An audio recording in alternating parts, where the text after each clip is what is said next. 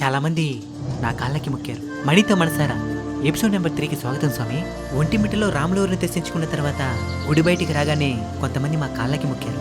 అందులో వయసులో నాకంటే పెద్దవాళ్ళున్నారు, చిన్నపిల్లలున్నారు, మహిళలు కూడా ఉన్నారు. మాలధారణ చేసిన వ్యక్తి పాదాలకు మొక్కి చాలామంది ఆశీర్వాదం తీసుకుంటూ ఉంటారు. వాళ్ళ చేతులు నా పాదాలను తాకినప్పుడు నా మదిలో మెదలాడిన కొన్ని మాటలను మీతో పంచుకోవాలనుకుంటున్నాను. మాలధారణకు ముందు మనం చాలా తప్పులు చేసుంటాం. అందరికీ తెలిసేలా కొన్ని, ఎవరికి తెలియకుండా ఎన్నో. అలాంటి మనకి నిజంగా మన కాళ్ళకి మొక్కేంత అర్హత ఉందంటారా? నన్ను అడిగితే లేదనే చెప్తాను. అయినప్పటికీ మనం అందరి చేత నమస్కరించబడుతున్నాం. కారణం అయ్యప్ప.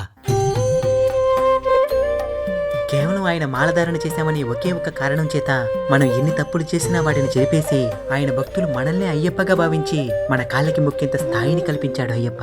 కేవలం మండల కాలం పాటు ధర్మబద్ధంగా జీవించినందుకే అయ్యప్ప ఎంత స్థాయిని కల్పిస్తే, ఒకవేళ జీవితాంతం ధర్మబద్ధంగా బతికితే ఇంకెంత స్థాయిని కల్పిస్తాడో ఒక్కసారి ఆలోచించండి. చిన్నపిల్లల దగ్గర నుంచి శరీరం సరిగ్గా లేని వారి దాకా అయ్యప్ప కోసం అనేక అవరోధాలను ఎదిరించి మరీ కొండకు చేరుకుంటున్నారు. అలాంటిది మనం ఆయన కోసం మనలోని చెడు లక్షణాలను వదిలేయలేమా? మరొక్కసారి ఆలోచించండి. అలానే దీక్ష సమయంలో మీరు పాటించిన మంచి అలవాట్లని జీవితాంతం పాటించి ఆ అయ్యప్ప అనుగ్రహాన్ని పరిపూర్ణంగా పొందాలని మనస్ఫూర్తిగా కోరుకుంటున్నాను.